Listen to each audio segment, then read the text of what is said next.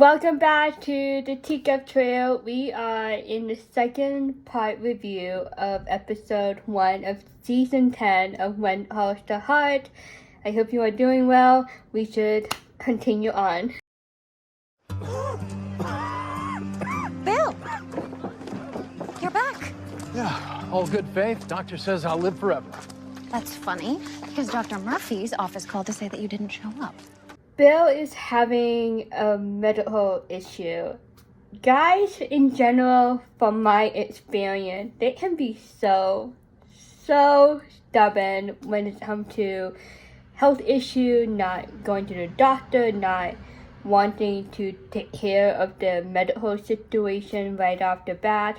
That's Bill. He's trying to avoid the reality that there's something wrong with his body. At least the doctor, Faith, she knows what's going on. It's better than no one knows about it, you know? Oh, why bother? They all say the same thing. I might be dying, I might live for 10 years, nobody knows. I've been studying recent cases just like yours in the medical journals. Faith, I appreciate everything you've been doing for me, but I don't expect you to work miracles. No one knows when everyone is dying except for God. But Bill is being so stubborn. He doesn't want to accept help from the people that loves him, and Faith is trying every avenue that she can take on to convince him to take care of his body, to go to Dr. Murphy, to try to find solutions to what's going on with his health. Have you at least tried getting exercise and fresh air like we talked about? I'm feeling fine. Let's just leave it at that. Faith can do just as much as she can, right? She cannot push him past the line. She did what she heard. However, she recommended him to take some fresh air and get some exercise. So keep that not too far back in your mind. Oh boy. Oh, Lee, I can see you're worried. You are doing the right thing, hiring all these men. You can tell that the earlier conversation with Joseph got to his head, Lee's head, when he walked back to his office and sat down. Rosie, I hope so, but what if I have to lay him off? You know, right now, I can make payroll for 1 month, maybe 2. But after that, I don't know. And I don't want to jeopardize our future either. Another month or 2 of payroll, and Lee has to figure out if he truly needs to lay off some people or if that contract with Waterworks will come true. Well, we have covered all the new expenses so far with the cuts, and all I need is you. Oh, it's nice. And of course, our baby. Of course. Happy and healthy. Maybe there's just one baby. I don't read too much into the articles or discussion on social media. I like to stay surprised as I watch the new episode. I don't know, I just feel like it could be twins, but maybe they already confirmed it. Let me know if you know. But for now, they just think that they have just one baby. But she is definitely approaching her due date, especially with that size of that baby bump. Oh, hello. Oh, Elizabeth! Thank goodness. We have so many wedding items to discuss. Oh, Is this my article? a day in the life of a frontier teacher. Oh, perfect. Along with teaching, Elizabeth still writes. We know that she became a published author. She is a natural, talented writer, and she keeps up with her passion, her hobby of writing by writing a little bit of pieces here and there for Rosemary newspaper company, which is great to hear. Great to hear that she's still writing. Are you sure your readers will even be interested in it? Elizabeth? Yes! I'm going to file it with the other general interest pieces. I am banking them for after the baby comes. And with any luck, I'll never even have to publish it. The look on Elizabeth's face is so funny. She definitely thinking like, what the heck, are you kidding me? Like, I did all that work in writing and making time to write and to open up and be vulnerable to the readers, knowing that her piece of work is going to be read by strangers and people that she knows. And then Rosemary deciding, to use Elizabeth writing pieces as like the last resort while Rosemary is on maternity leave. It's so funny. Or maybe a day in the life might become a trend, teaching the teachers of the frontier. It could be a hit, or it could be a pleasant fluff piece. Well, I'm glad I could be of some help. Let's be honest, ever since the beginning of the friendship, or even before the friendship started when they used to be frenemies over Jack, Elizabeth has so much patience for Rosemary. Rosemary's personality is so different compared to Elizabeth, right? In this scene, I'm just shaking my head. I'm like, Elizabeth has so much patience for the friend of hers, and it just shows how much she still loves and cares for Rosemary. Lee, I'm very happy you're here. May I ask a small favor? Yeah, of course, anything. Do you need any extra men at the mill? Elizabeth and Robert talked earlier in this episode. Robert told Elizabeth that his family is moving out of Hope Valley because his father found a better job outside of Hope Valley. They couldn't find a stable job in Hope Valley at the moment. And with Elizabeth kind heart, she thought about it and she's like, how can I help? And her first thought is asking Lee if he could hire Robert's dad. I am more than good right now. Why? The Wolfs are leaving town. Richard hasn't been able to find work since the oil company shut down. Richard Wolf is as stubborn as an ox. I already offered him a job when the oil company closed. He turned me down flat. I think Lee offered a job to every possible man that he could find in Hope Valley to work for his company. And Robert's dad turned him down, which is a shocking news to hear, especially for Elizabeth. Lee, could you try again, please? I might have a big contract coming in. Might. If I do land it, I don't know, maybe Richard will come to his senses. That's the thing, like, when that contract gonna come true, and if it will, right? So Lee kind of like give a yes and no answer. Thank you. Well, big contract or not, I can always make some more cuts. Oh, no. I just remembered that my last order of maternity clothes never arrived.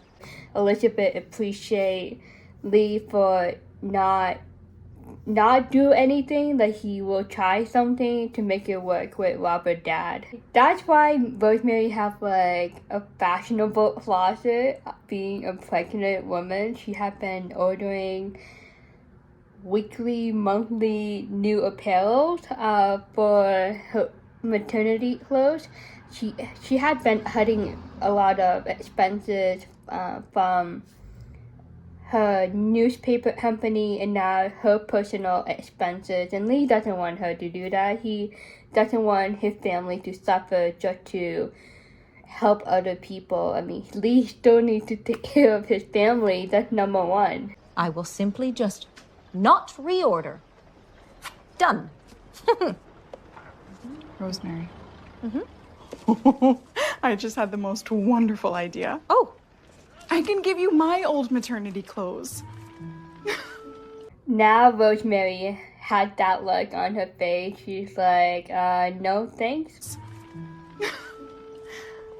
Elizabeth, that is so thoughtful.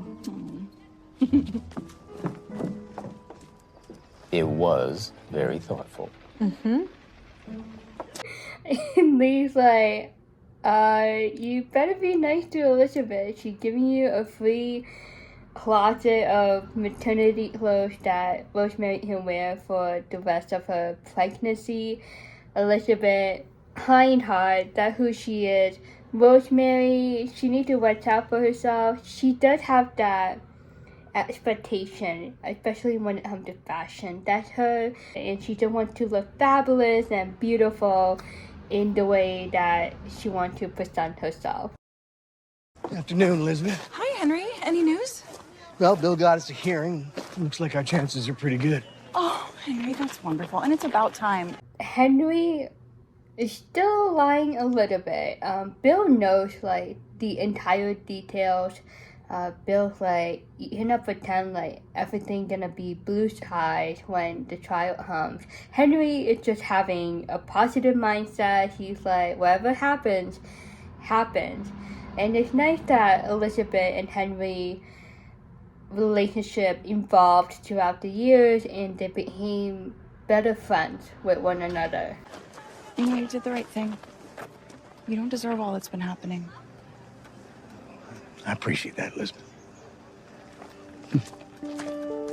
With that friendship, Elizabeth encouraged him in the scene, and that's so lovely for her to say to him. He needed that reminder. He needs that kind of support and love as he waits for the trial and during the trial and whatever happens after the trial.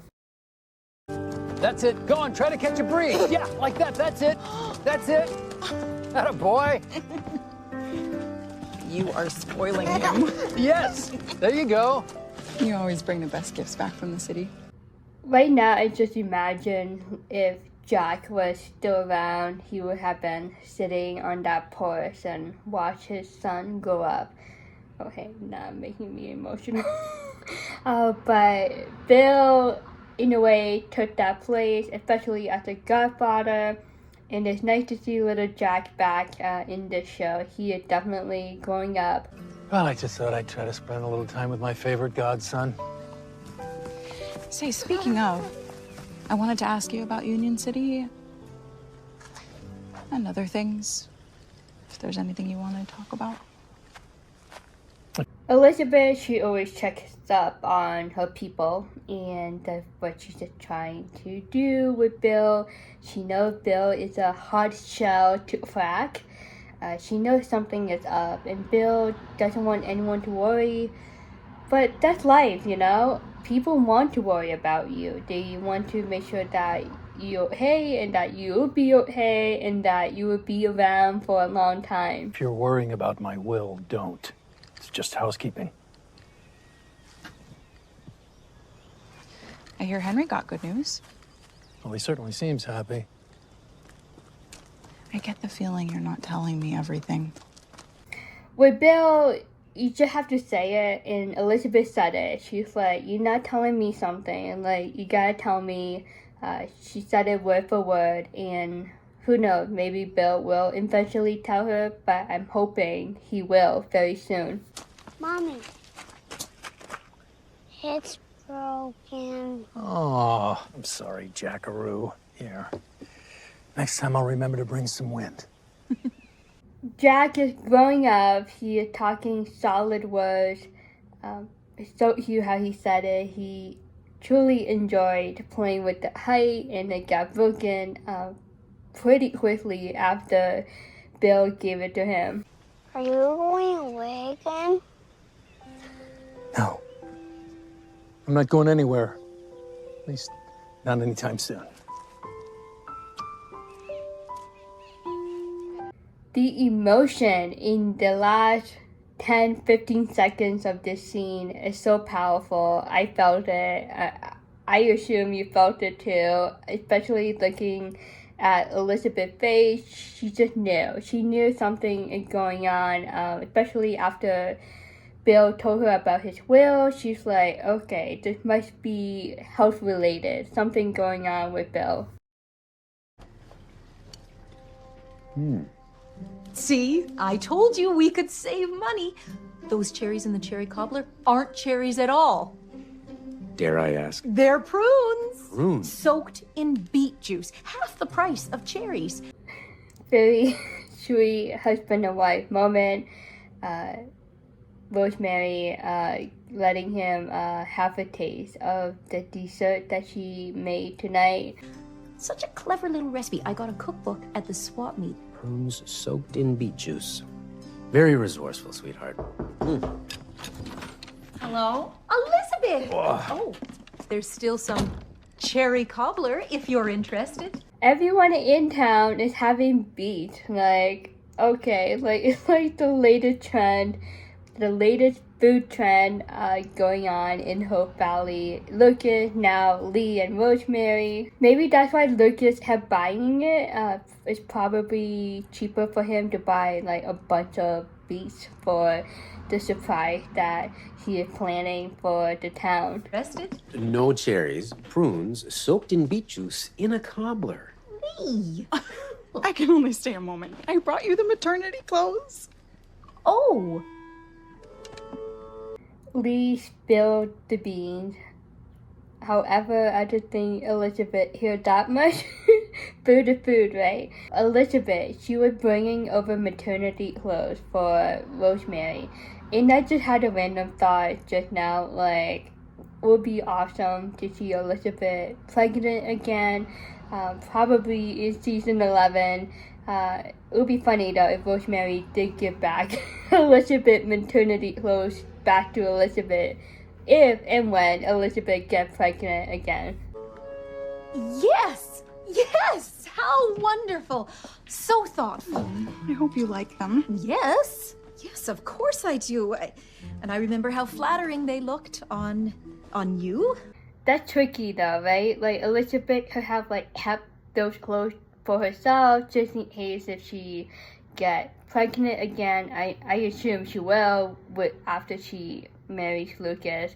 But it's her heart, her giving heart. Like she's so happy to give it to Rosemary. And Lee comment like, hey, like it's a very thoughtful gesture, and knocking on Rosemary's head, she's like pretending to be grateful and to be so happy to receive these gifts from Elizabeth. And all your favorite pastels and creams and pink and, well, dusty rose. Yes, well, if they're not exactly... Oh, they are exactly what is called for, especially given that mine never showed up. Rosemary literally said out loud the fashion sense of Elizabeth, what Elizabeth likes in dresses and the fabric, the colors that she likes. Rosemary fashion sense is different. All right. Well, I'll come by in the morning and take any you can't use. Oh, I'll be keeping them all. Thank you. You're welcome. Good night. Night-night. Good night, Elizabeth. Thank you again. I'm a little bit surprised that she wanted to keep them all. Elizabeth, she's not pressuring Rosemary. She's like, if any doesn't fit you or if there's something you don't like, Elizabeth will be happy to take it back. Oh, Lee. What? What are we going to do? I don't know if I can stand it. I am not meant to be dusty. Oh, sweetheart, you look beautiful in anything and you know it. Thank God Rosemary has Lee. With the way that Rosemary sees things from her perspective, Lee bring her back down to earth, you know what I mean? Like, be humble, be grateful, like, just take her gift. And, she did offer you the option, like, anything that doesn't fit you, like, she can take it back the next day.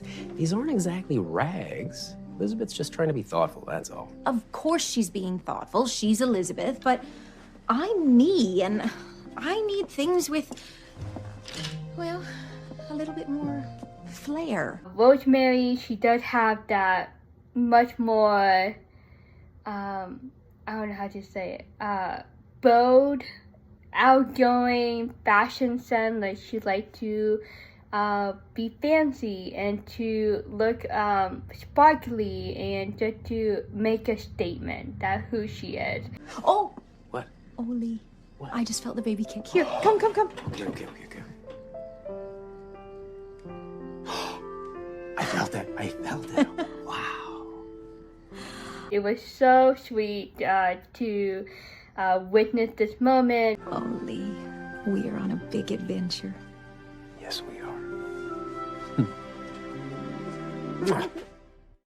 I'm so happy for this couple. They've been waiting to have their own kid, and the miracle finally came, and it's just so happy to see them feeling the baby kick and knowing that the baby is healthy and gonna make it.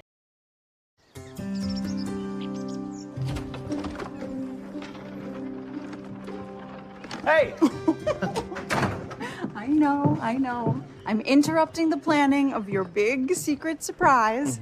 That was a good hey, like, don't come in. I thought that was here, the way that he reacted. He's like, what are you doing here? Like, you're supposed not to be here. Well, if you'd like to take a break, perhaps we could go over some of the items on our wedding to-do list. More names for the guest list? Yes. If we don't send out invitations soon, our parents are going to try to hijack it and plan the whole thing. I wish planning a wedding was simpler. This is an interesting perspective, and somehow watching the scene again just now reminds me of an awesome special lady. You might know her on Instagram if you followed her story, Emily Cave. She lost her husband not even a year after the wedding. Long story short, she found another man and they are engaged now and they're gonna get married. And she mentioned one time on her Instagram how planning the second wedding ever in her life is fun and it's stressful, wedding planning. It's time consuming. I never been to it just yet, but from what she told people on her page, she had that perspective, like, this is her second wedding, but this is the first wedding for the man that she going to marry. And that little talk that she had on her page, it brought into my mind related to this scene with Lucas and Elizabeth. Elizabeth went to the first wedding with Jack, and now she's going through that season again with Lucas. But on the other hand, this is Lucas' first time planning a wedding, and it's overwhelming, and he's like, oh my goodness, like, there's so many things to do, and Elizabeth has that big list of things to do, and she has the experience. Like, she knows what to expect. She knows how her parents are. If they don't do anything, her parents and Lucas' parents gonna get involved, and they don't want that. At the same time, it's really nice to see this scene happen, to see that they are working on planning the wedding together. Very important, the guy and the girl, like, be equally involved in wedding planning. I feel like the woman, like, take the most time and the most investment in the details of the wedding, but I think the guy should help out too. So it's nice that Lucas is there for Elizabeth as support and to share his opinion and wisdom on what is best for them. It's about the day, right? Anything that makes them happy to celebrate this season and this event in their life as a couple. We could always elope. But I wouldn't want to deprive you of a wedding. Deprive me, deprive our friends, our parents, and all their suggestions. Elizabeth, she considers Lucas. She doesn't want him to not have that chance to experience a full wedding celebration. Elope, it's not Elizabeth's style. It's not their style. And Lucas knows it. He looked at her like, hey, this is not you. Like, you would not like the idea of elopement. But Elizabeth, she is starting to feel the stress, and there are a lot of things to do on the wedding list, and finalizing the guest list is time consuming. So is that a no? That's a no.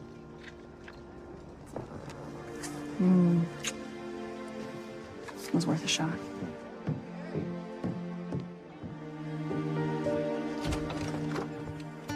Lucas, he has like the final say. So he said no, like elopement, like this is not you, this is not us. We're gonna go through the whole thing and make it happen and just have that awesome special day to celebrate with our friends and family for our wedding, our marriage, and the future that they're gonna have. Love the tender kiss at the end, and the way that she looked back at him as she walked away. I don't know what else to say. Like, they are in like pure bliss and happiness. Even though wedding planning is stressful, they are in love, and that's all that matters.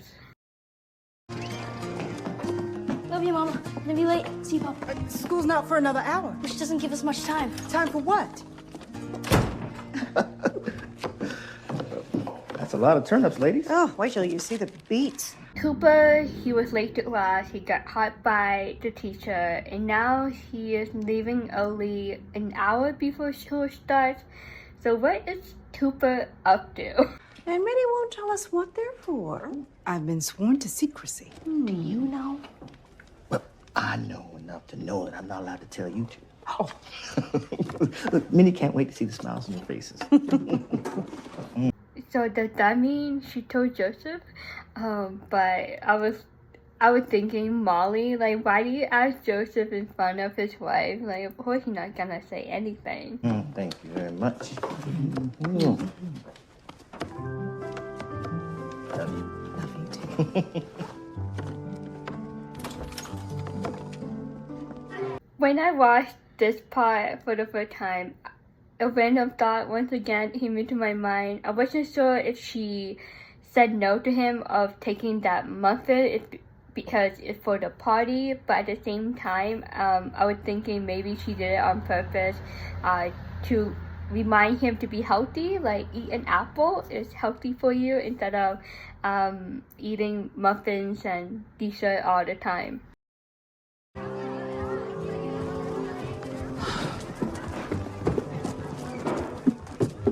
Oh, sorry we're late, Mrs. Thornton. Why are you all wet? Again? Carpe diem. Very clever, Allie. You used the teacher lesson as an excuse, but at the same time letting Elizabeth know, like, oh, I learned something new in class the other day. Take your seats.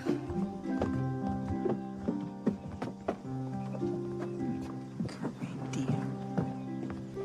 They are all soaking wet, so a lake, something is going on. Like, maybe they found like a hidden gem or something. It's just having a blast and going to school late afterward. Well, I understand, yes, but I think you'll find that we are the closest supplier who can offer such reasonable prices. Well, that's all I can ask. Well, thank you for your consideration. That's time-consuming, a lot of work, negotiating with a lot of vendors, possible partnership that he can get to keep his business running and to keep all the employees that he already have. It just shows the great boss that he is and how much care he has for his employees and not wanting to lay them off anytime soon. Sounds promising? Oh, I hope so. It's a huge contract. Guy's been saying no to me for months, but I think I'm finally starting to wear him down. Good. Anyway, enough about that. What can I do for you? Alrighty, here comes the moment. If you already watched this, then you already know. I try not to like talk ahead of the scene, just in case if someone is watching this and they might not have watched the episode just yet. A lot of talks about who's gonna be the maid of honor, who's gonna be the best man. I wasn't expecting this, but some fans on Twitter guessed that this guy would be Lucas' best man. I need a favor. Yeah, of course. Anything. You know that. Great. Well, the wedding is coming up, and I was hoping I could pick your brain about something. Well, this might come as a bit of a shock, but Rosie did most of the planning. But I will try. Go ahead. Notice how Lee just keep talking and Lucas like struggle to get it out on what he actually wants from Lee, the request that he has for Lee. For Lee, he is a great guy. He's a great friend. He gonna help somebody whenever they ask him for help on anything. This is more of a question for the groom. Oh, okay. Well, get your tux fit ahead of time. I didn't like the way my tux fit. And definitely get somebody to go over your speech ahead of time. I'll also need a reliable friend beside me to make sure I don't faint at the altar. Before Lee realized what Lucas was trying to say, the way that Lee advised Lucas on the tux and the wedding speech and finding the best man, he already showed to Lucas, like, this is why Lucas is asking Lee to be his best man. Like, you are capable, you know your stuff, and you are a great friend. Oh, yeah, very important. So what do you say? Me? Best man? Best man. I would be honored. Yes, of course. Wow. And Lee was so happy, felt so honored. He did not expect that. I did not expect Lucas asking Lee to be the best man. I thought it was more of like Henry, I don't know, or Gustav. Yeah, I did not expect Lee, but I think it would be a great match because I already assumed that Rosemary, without any doubts, would be Elizabeth Maid of Honor. So Lee and Rosemary, it goes well together. This is the end of part 2 review for episode 1 of season 10. So in the next video, we will do the next 10-11 minutes, and that will get up to the 30-minute mark. And then part 4 review will be the remaining 10, 11, 12 minutes or so of the episode. So I will see you in the next one. Bye.